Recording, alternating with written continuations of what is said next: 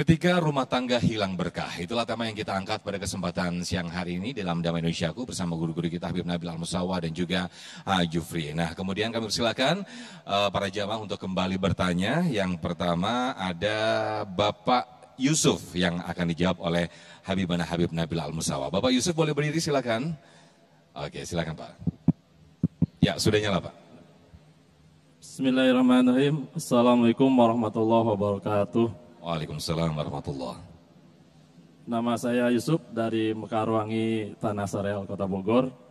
Pertanyaan saya, bagaimana tahapan-tahapan dalam mendidik anak dalam supaya HP-nya itu tambah berkah gitu? Ya, Apanya Pak? HP? Iya, HP. Mendidik anak dalam penggunaan HP. Menggunakan gadget? Iya, gadget supaya menambah keberkahan, bukan malah nambah banyak maksiat dengan HP yang anak-anak miliki, kadang-kadang sudah diberikan.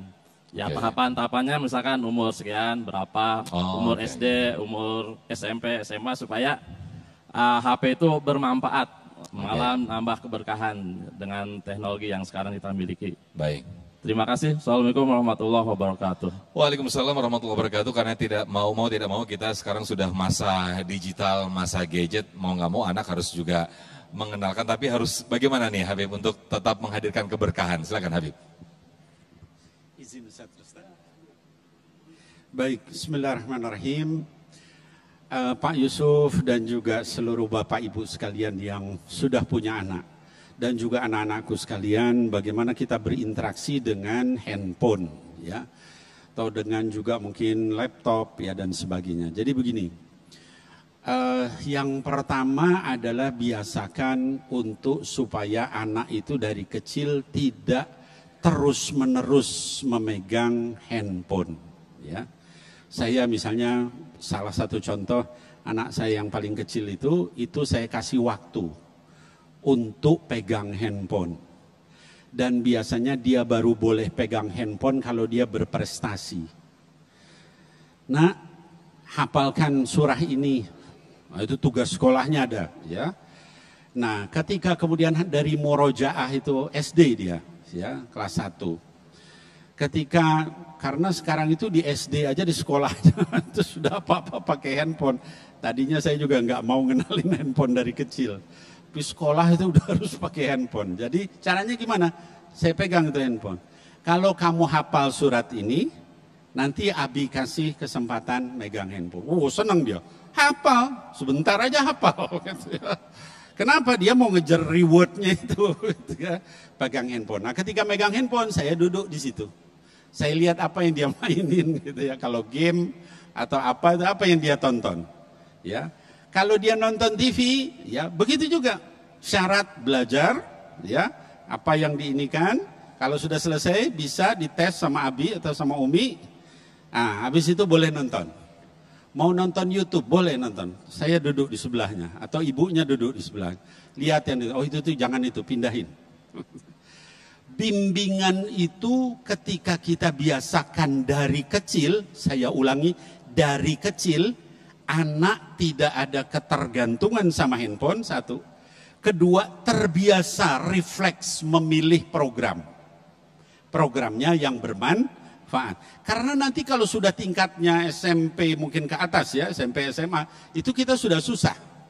Saya kebetulan alhamdulillah anak-anak saya masukin pondok gitu ya. Di pondok gak boleh pegang handphone. Hanya 1 hari saja dia pegang handphone pada saat libur. Ya, jadi dia terbiasa.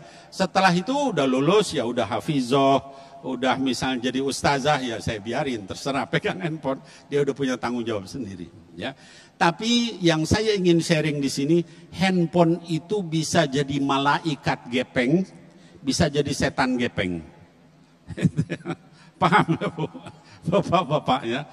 Ketika handphone kita lepaskan sama anak, apalagi orang tuanya berpikiran daripada ribet tuh anak ngobrol, silahkan pakai, selesai itu anak udah. Apa saja dia lihat di situ, apa aja segala macam cobaan, aduh hal-hal yang maksiat mungkarat dari kecil dia lihat, maka kita lihat seperti di TV, anak kecil bisa membunuh temannya, bisa memperkosa temannya, narkoba. Judi online sekarang, berita terakhir, judi online di bawah 10 tahun orang sudah judi online. Kenapa? Orang tua yang membebaskan setan gepeng itu di rumahnya. Ya. Jadi sekali lagi saran saya adalah arahkan anak itu dari kecil, berikan reward. Kalau dia kemudian terus nonton yang nggak benar, kasih punishment. Sehari nggak boleh pegang handphone. Sini, Abu ambil, Abu bawa dakwah. Nangis dia gitu. Tapi habis itu dia nggak ngulang lagi. Setelah itu dia hati-hati. Sehingga alhamdulillah gitu. Bahasanya, ya lalu kemudian cara berpikirnya itu terkontrol dari kecil. Nah, cara-cara seperti ini Bapak Ibu sekalian ingat ya. Saya tidak menyatakan jangan pegang handphone. Handphone itu banyak baiknya. Kalau diarahkan untuk kebaikan, ada ceramah ustadz, ada ilmu Islam, ada tentang macam-macam, sirah Nabi, sahabat, ulama, banyak ya, ceramah-ceramah, tapi harus diarahkan sama orang tuanya ya. Jadi sekali lagi kita biasakan dari kecil, kemudian nanti anak akan terbiasa sampai besar, dia akan tahu bahwa ini hanya wasilah untuk masuk neraka atau masuk ke dalam surganya Allah Subhanahu wa taala. Jangan sampai kita salah. Wallahu a'lam bissawab. Masya Allah, syukran jazilan, jazakumullah habibana atas jawabannya.